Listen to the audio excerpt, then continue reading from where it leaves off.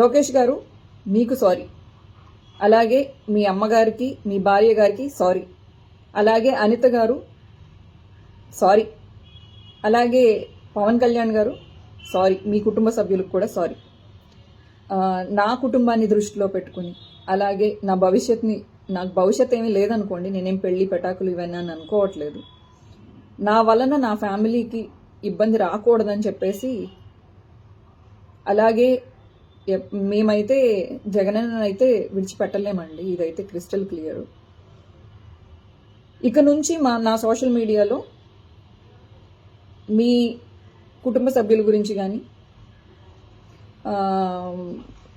ఆ విధంగా ఏ విధమైన తప్పుడుగా రాదు అని చెప్పేసి నేను మీకు హామీ ఇస్తున్నాను. ఈ యుద్ధాన్ని కార్యకర్తలకి మీకు కాకుండా